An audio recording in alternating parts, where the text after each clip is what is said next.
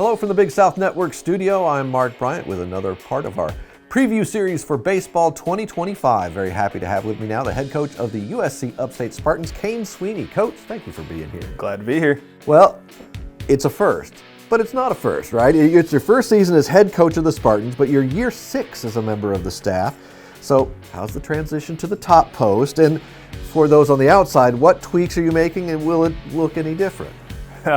I don't know if it'll look much different, but it's definitely a unique change. I mean, going from being an assistant for, I really spent 7 years as an assistant. I played 3 years for Mac in college, and then coached with him for 7 years, and definitely a new move. You know, I mean, getting to kind of be in control of the whole shebang, I guess. It's a unique situation. I think for me it was kind of a whirlwind early on. My second son was born a week after I got the job, so a lot of sleepless nights, but. At the end of the day, we got a really good group of guys here, and we were able to kind of keep all the guys that we had recruited and brought in. So now they're on our roster this fall, this spring, and really excited to get going. The flip side of this, of course, is after coaching under Mike McGuire, you're now going to be coaching against Mike McGuire. He's with Winthrop now, so have you thought about that aspect and what that's going to feel like? Is that going to be odd, or does either side have an advantage there? Well, I think we still have a good relationship. We talk a lot, so I don't know if anybody's got an advantage. I think we've played enough golf outings where we've tried to get in each other's heads before, so he may feel like he's got one. I think I got one, but you know, at the end of the day, I think we're going to be two coaches going out there to compete and let our guys go play and see who comes out on top. I think that's always kind of been our motto: let our boys go play and see what happens. You touched on it briefly before about number of returning players, but overall, what does the roster look like in returning versus new arrivals, and who are the key contributors coming out of fall ball that's where the leadership's coming from? Yeah, the leadership is coming from Jake Armsey. He's our third baseman, projected third baseman this spring. He played second for us last year. 9 returning guys on our roster right now, 26 new guys, so a pretty big overhaul for us. And we lost a lot of big pieces. I mean, it was a year where we had a lot of really good players last year. A lot of those guys graduated and moved on, so we had to bring in a lot of new pieces. We knew that going into the fall last year that we were going to lose a lot of pieces. But looking at our roster, I mean, I think you got to look at our returners first. Tyler Lang back behind the plate, which he finished the year as our starter last year. Vance Sheehan was a all-conference freshman of the year last year in the Big South. He should return and slide over to shortstop. Scott Newman's an addition. He'll be a kid from Parkland. Community college, really good player, center fielder for us. But you know, there's a lot of good pieces across the diamond. Caden Watipka in left field, and then when you get to the mound, this is where I'm really excited about our roster.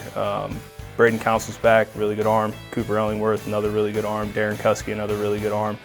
We added some pieces around them that are really versatile. So I expect Ant Phillips, Landon Sexton, Caden Mackey, who's a freshman. Some guys like them, Max Bianchini, Chris Torres, there's a lot of names there that I'm really confident in on the mound, and I expect us to have a really good year on the bump, which I think has been the issue for us over the past couple years. We've always been pretty offensive. So let's talk about the mound for just a second. Out of those names, are you narrowing down a 3-man weekend rotation, and where are the bulk of the innings coming from for you? The good thing is that's tough right now. I think that's the good thing for me is as I'm sitting here, I can't tell you what our weekend rotation will be in a couple weeks, and it's not one of those things where I'm not confident in guys. It's one of those things where we have so many pieces that I'm not really sure who's going to fit into what role right now. A lot of versatile arms, guys that can pitch out of the bullpen, guys that can start, and ultimately we're just trying to find the right mix of that group to go out and give us 9 innings every day. So we could end up being days where we go 5 with one guy, 4 with another, and could end up being days where we go 3-3-3 to the finish. And we'll see how it plays out. We're going to be kind of unique and versatile early in the season to kind of move pieces around to ultimately find what works for us. Everybody knows what a gauntlet Big South baseball schedule can be, so we don't need to belabor that point. Tell me about your non-conference schedule. What have folks got to look forward to for the Spartans this year? Yeah, I'm really excited about our non-conference schedule. So we're opening up at home against Boston College. So getting an ACC opponent down early. We did something similar to last year. We brought down Kentucky opening weekend. So I like to test ourselves right out of the gate, especially with all the new guys. Throw them right into the fire and see what happens early on. We have Troy coming in for a weekend series at our place, and they were just in the D1 baseball preseason top 25. Stetson for a double midweek. We'll play South Carolina, Clemson, and College of Charleston as well. So a lot of really good opponents, a lot of teams that have been in regional play in the past few years. But that's the way we like to schedule. We want to challenge ourselves. Well, we wish you the best of luck with all that. You and all the Spartans the best of luck with that. And we thank you for watching another of our baseball previews for the 2025 season.